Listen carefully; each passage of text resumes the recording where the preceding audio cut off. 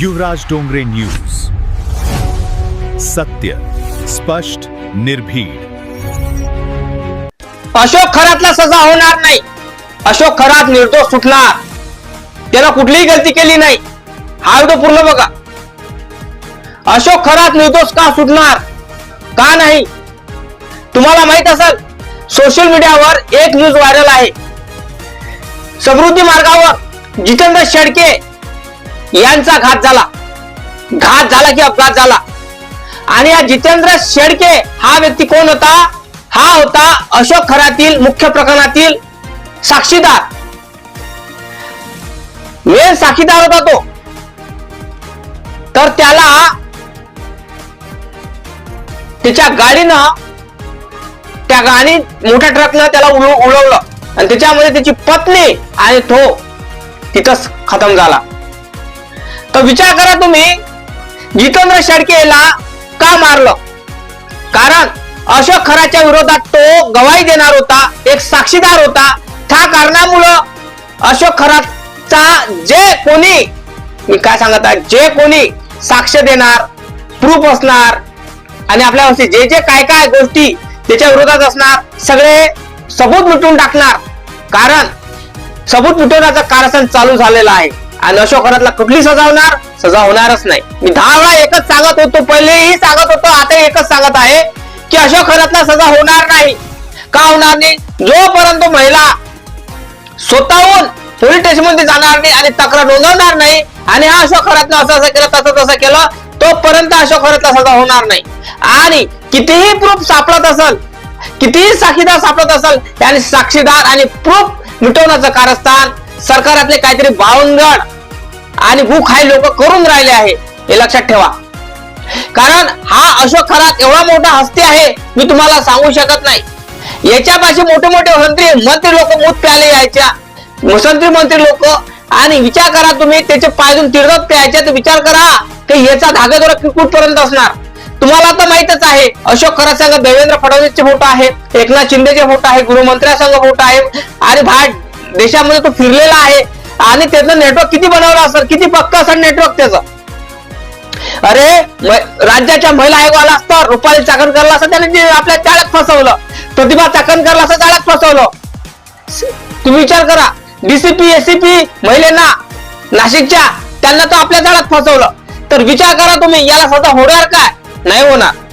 स्क्रीनवर पाहू शकता तुम्ही, या हरामखोरानं जितेंद्र शेळके यांचा घात केला.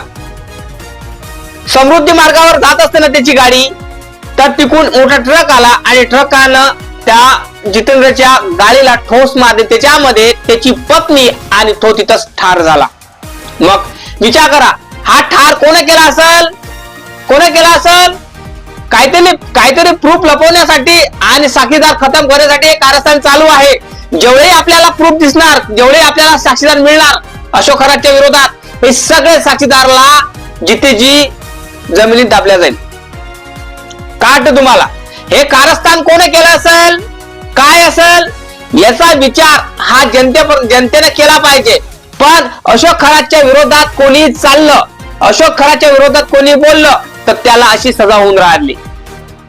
जो साक्षीदार अटळ होता आणि विरोधात साक्ष देणार होता अशोक खरातच्या, आणि मेन साक्षीदार होता तो, त्यालाच खतम केलं, त्याचीच गाडी उडवली. काय म्हणाल तुम्ही? ह्या अशा हरामखोराला सजा होणार का? नाही होणार. म्हणून 10 वेळा सांगत आहे की अशोक खरात हा निर्दोष साबित होणार. अशोक खरात हा निर्दोष साबित होणार आणि अशोक खरातला कुठली सजा होणार नाही. सजा होईल तर कुठली होईल? कुठलीच नाही. 2 महिने 3 महिने जेलात राहील, बिंदात चाला वापस येईल. कारण हे साक्षीदार खतम करण्याचं कारस्थान रचून राहिले. जे काही प्रूफ मिळाले, जे काही प्रूफ मिळून राहिले, जे काही आहे आपल्या, आता नाशिकचे SIT विभागाने तपास चौकशी करून राहिली अशोक खरातची. त्या विभागाला भरपूर काही हे सापडले, प्रूफ सापडले त्याच्याविषयी. ते सगळे प्रूफ मिटवण्याचा कारस्थान चालू होणार. जे काही व्हिडिओ मिळाले ना, ते व्हिडिओ पण डिलीट होणार. म्हणजे न्यायालयापर्यंत ते व्हिडिओ जाणार पण नाही. का जाणार नाही? कारण ते सगळं प्रूफ मिटवलं जाणार. कारण अशोक खरातला वाचवण्यासाठी कोणतरी सरकारमधले नेते हे कार्य करत आहे आणि प्रूफ आणि साक्षीदार खतम करण्याचं कारस्थान चालू आहे.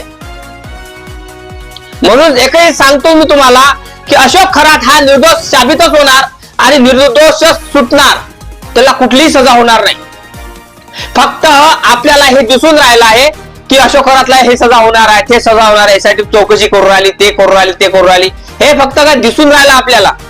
मला सांगा, असे कसं साक्षीदाराला उडवल्या जाते हो? हा, असं कसं साक्षीदाराला उडवल्या जाते? समृद्धी मार्गावरून जेव्हा तो साक्षीदार निघतो तेव्हा त्याच्या ट्रकाने त्याला उडवल्या जाते आणि त्याच्यात त्याची बायको आणि तो ठारून जातो जागच्या जागी. म्हणजे मेन साक्षीदार होता तो जितेंद्र शेळके, हा मेन साक्षीदार होता आणि या मेन साक्षीदारालाच उडवलं. तर काय म्हणाल तुम्ही? काय म्हणाल तुम्ही? नक्की कमेंट करा, लाईक करा, चॅनलला सबस्क्राईब करा. ह्या जितेंद्र शेळकेला कोण उडवलं असेल नक्की कमेंट करा. जय भीम, जय शिवराय, जय जवान, जय किसान, जय संविधान.